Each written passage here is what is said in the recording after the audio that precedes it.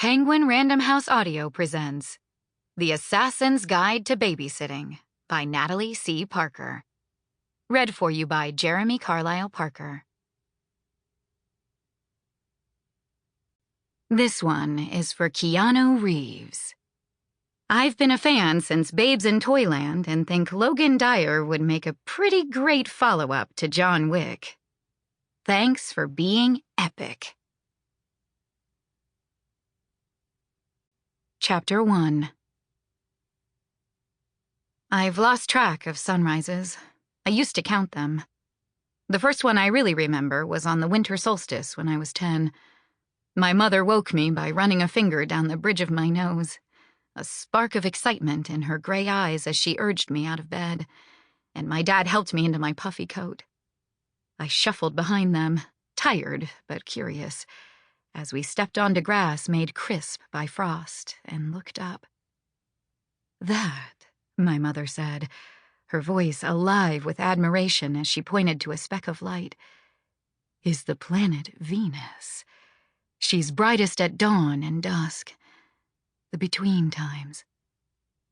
The planet hung low against the horizon, heavy with a cool white light that seemed to grow brighter as the rising sun teased the black sky into blushing shades of crimson and pink. My father brought out steaming cups of hot chocolate that warmed my fingers and nose as we watched. They were assassinated 2 days later. Today, the sun is rising without any fanfare, gunmetal gray giving way to steel and ice. All the slush and grit colors of early spring in Kansas City. "Hi, Mom. Hi, Dad." I crouched before a pair of padlocks snapped around the links of the fence guarding the Missouri riverfront viewing deck. As far as I know, the river didn't mean anything to either of them, which is part of the point. No one would ever think to look for me here. "Nothing much to report," I say, hooking one finger into the lock I think of as my dad's. I always imagine him squinting at me for some reason, like I've said or done something that has brought him to the edge of a laugh without toppling over into it. It's not an expression I thought I associated with him, but sometimes grief doesn't make sense, and the father that lives in my brain will apparently squint at me forever. Mom's lock has a little gouge running through the metal of the front plate, just like the tiny scar that speared her upper lip. Today's the last day of school before spring break. The big Underhill Gala happens next week. Don't worry, I'm not going, obviously. Logan would crack a joke before he let that happen. I try to imagine my rock-hearted, stern-faced protector loosening up enough to try humor on for size. It makes me laugh, which I also can't imagine Logan doing. Embry invited us all on a spring break cruise because he doesn't want to go to the gala. 4 days on a private yacht floating around the Caribbean. But Logan was even less enthused by the idea of sending me on a trip funded by Boss Acosta, even if she wouldn't be there, than by the idea of sending me to the gala. Logan has a hard enough time letting me be friends with the son of one of the most powerful people in the country. I think the only reason he lets it stand is that there's no love lost between Embry and his mom. I've never even met her. I shiver against the creeping cold of morning, the sweat I worked up on the way here forming icy crystals against my skin. Below me, the river is sluggish and muddy, the banks scabbed over with ice that's gone brown in the early spring thaw. "I'll keep you posted," I say, pressing a kiss to my index and middle fingers and planting it against the cold metal of the padlocks. "Love you." Turning away from the river, I slip my fingers back into sweat-soaked gloves and begin the 6-mile jog home. No music, because music blocks the senses, and no meandering thoughts, because that's how people like me get dead. I jog the way Logan taught me, as though danger lurks around every corner.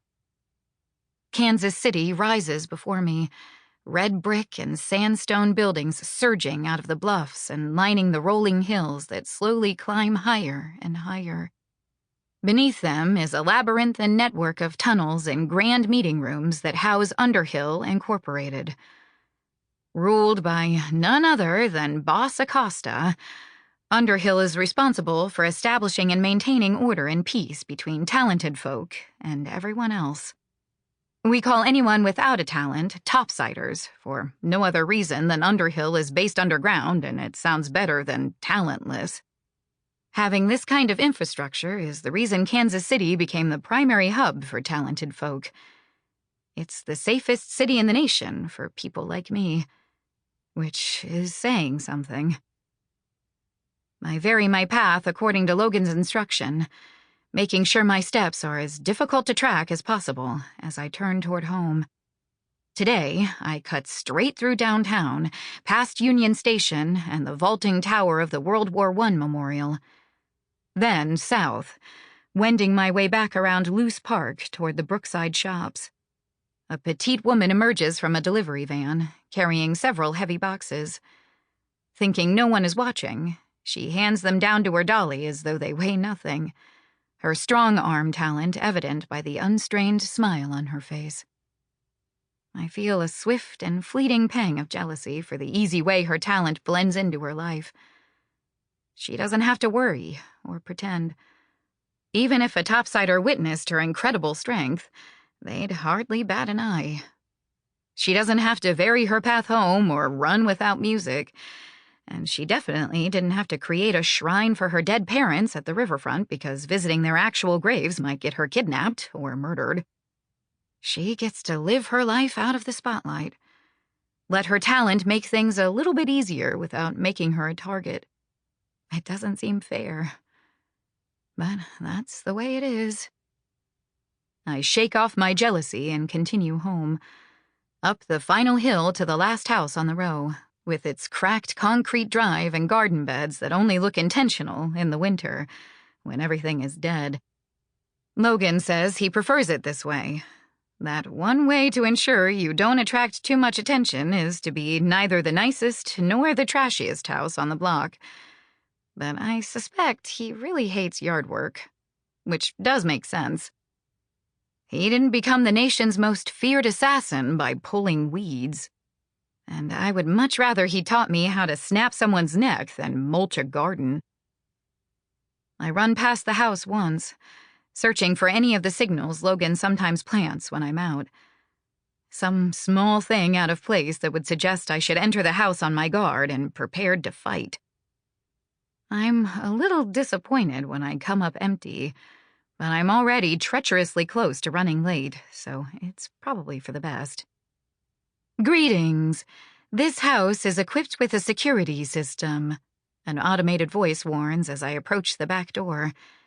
Your presence is being recorded. I recite the words with it, nudging open the storm door and propping it with my butt as I shove my key into the lock.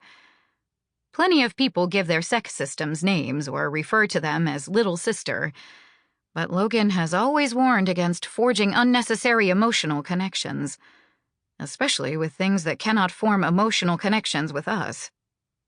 He barely tolerates the fact that I have more than one friend, but I told him that going through school without forging a single unnecessary connection was going to make me stick out more than being a lackluster bullseye. Welcome home. You have 30 seconds to enter your personal security code before authorities are notified. 29, 28, I count, locking the door behind me before entering my code. Hello, True, the system says. Confirming that you are home alone. School starts in 32 minutes. You need to leave in 17 minutes to be on time for first bell. Thanks, I say. It responds with a swift, "You're welcome."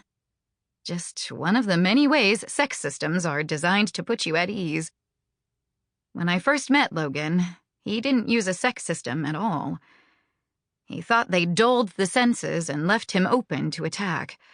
But something about adopting a 10-year-old girl who'd just witnessed her parents' murder changed his mind. I tow off my shoes and hurry upstairs for a quick shower and change of clothes, barely remembering to grab my phone. It... Sample complete. Ready to continue?